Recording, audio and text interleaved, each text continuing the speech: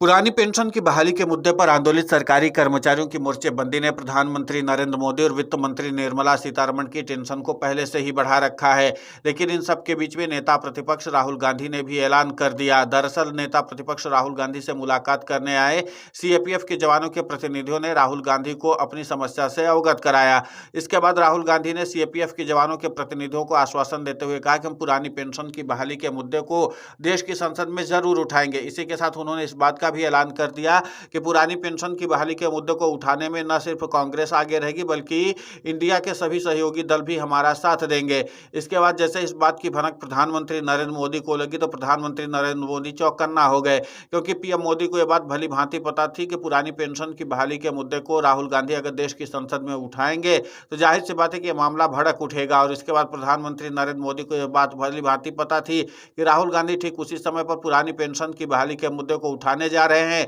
जब 1 अप्रैल 2025 को unified pension scheme लागू होगी। उसी समय राहुल गांधी देश की संसद में पुरानी पेंशन की बहाली के मुद्दे को उठा रहे होंगे। जाहिर सी बात है कि जब राहुल गांधी पुरानी पेंशन की बहाली के मुद्दे को उसी समय उठाएंगे जब यूनिफाइड पेंशन स्कीम लागू हो रही होगी, तो जाहिर सी बात है कि फिर सरकारी कर्मचारी जो अभी सोए हुए हैं वो भड़क उठेंगे और उनको नियंत्रित कर पाना मुश्किल हो जाएगा और एक बार फिर से पुरानी पेंशन की बहाली का मुद्दा चर्चा का केंद्र बन जाएगा, क्योंकि सभी विपक्षी दल जो है वो पुरानी पेंशन की बहाली के मुद्दे पर सरकारी कर्मचारियों की बात कर रहे होंगे। इसीलिए प्रधानमंत्री नरेंद्र मोदी ने मौके की नजाकत को भांपते हुए पुरानी पेंशन की बहाली के मुद्दे को पीछे छोड़ने के लिए एक नया दांव चल दिया और उन्होंने सीधे सीधे वक्फ संशोधन बिल को आगे कर दिया ताकि पुरानी पेंशन की बहाली के मुद्दे को दबाया जा सके। और इसीलिए सीधे सीधे संसदीय कार्य मंत्री ने ऐलान कर दिया कि वक्फ संशोधन बिल पर हम देश की संसद में चर्चा करना चाहते हैं। इसीलिए जब नेता प्रतिपक्ष राहुल गांधी पुरानी पेंशन की बहाली के मुद्दे को लिस्टिंग करवाने के लिए लोकसभा स्पीकर ओम बिरला के पास पहुंचे तो लोकसभा स्पीकर की तरफ से जानकारी दी गई कि वक्फ संशोधन बिल पर सरकार चर्चा करना चाहती है, क्योंकि जेपीसी समिति की रिपोर्ट आ चुकी है और उस पर अब सरकार चर्चा करवा करके इस बिल को आगे बढ़ाना चाहती है। इसीलिए अब पुरानी पेंशन की बहाली के मुद्दे को फिलहाल छोड़ दिया जाए और इसी के नाते से पुरानी पेंशन की बहाली के मुद्दे पर देश की संसद में चर्चा नहीं हो पाई है। अब जाहिर सी बात है कि 4 अप्रैल के बाद देश की संसद का सत्र खत्म हो जाएगा, यानी बजट सत्र खत्म हो जाएगा। अब उसके बाद मानसून सत्र में ही पुरानी पेंशन की बहाली के मुद्दे पर चर्चा हो सकेगी। लेकिन इस सब के बीच में पुरानी पेंशन की बहाली का मुद्दा उसी समय बैकफुट पर चला गया जब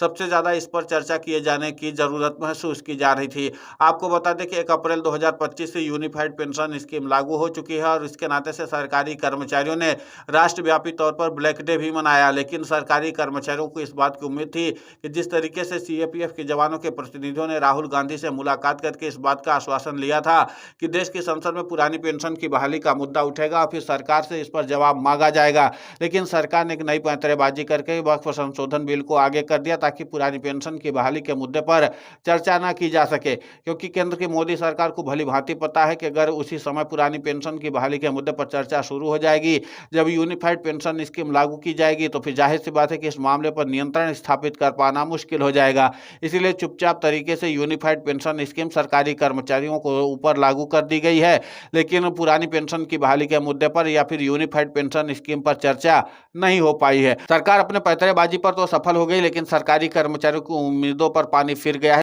लेकिन अब देखना होगा कि मानसून सत्र में पुरानी पेंशन की बहाली के मुद्दे पर कितनी चर्चा हो पाती है और नेता प्रतिपक्ष राहुल गांधी पुरानी पेंशन की बहाली के मुद्दे पर कितनी ज्यादा अहम भूमिका निभा पाते हैं। हालांकि माना जा रहा था कि बजट सत्र में भी पुरानी पेंशन की बहाली के मुद्दे पर पुरजोर तरीके से चर्चा हो जाएगी, लेकिन अब 4 अप्रैल तक तो सिर्फ वक्फ संशोधन बिल पर ही चर्चा हो पाएगी। ऐसे में जाहिर सी बात है कि पुरानी पेंशन की बहाली का मुद्दा एक बार फिर से पीछे छूट गया है। लेकिन मानसून सत्र में इस मामले पर चर्चा किए जाने की उम्मीद सबसे ज्यादा है और इसलिए भी सबसे ज्यादा उम्मीद दिखाई दे रही क्योंकि उसी समय बिहार में विधानसभा चुनाव आगे प्रस्तावित होगा। तो बिहार विधानसभा चुनाव में सरकारी कर्मचारियों को साधने के लिए तमाम विपक्षी दलों की तरफ से पुरानी पेंशन की बहाली के मुद्दे पर एक बार फिर से जबरदस्त तरीके से मोर्चेबंदी की जाएगी ताकि सरकारी कर्मचारियों को साधा जा सके। और अगर बिहार चुनाव के साधने के लिहाज से ही विपक्षी दलों की तरफ से पुरानी पेंशन की बहाली के मुद्दे को उठाया गया तो भी सरकारी कर्मचारी फायदे में ही रहेंगे, क्योंकि पुरानी पेंशन की बहाली के मुद्दे पर सरकारी कर्मचारी उस समय भी बहुत कुछ करिश्मा कर सकते हैं। अब माना जा रहा है कि इस बार भले ही पुरानी पेंशन की बहाली के मुद्दे पर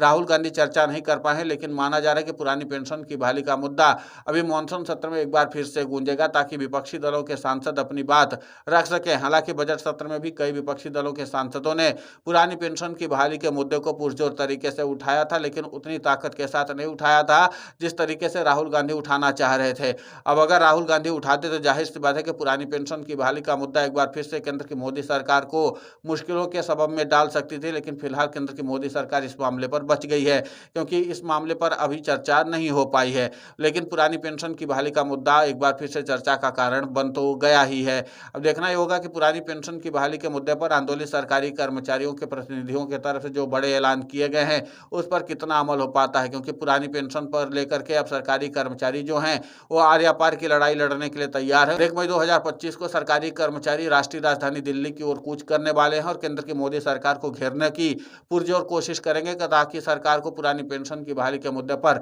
मनाया जा सके। फिलहाल इस पूरे घटनाक्रम को लेकर के आपकी प्रतिक्रिया बहुत महत्वपूर्ण होती है, आप हमें कमेंट करके जरूर बताएं। साथ ही पुरानी पेंशन की बहाली के मुद्दे पर हम लगातार आंदोलित होकर के खबरें चला रहे हैं। आप हमारे समर्थन के लिए चैनल को सब्सक्राइब करें, खबर को ज़्यादा से ज़्यादा शेयर करें ताकि पुरानी पेंशन की बहाली का मुद्दा और बुलंद हो।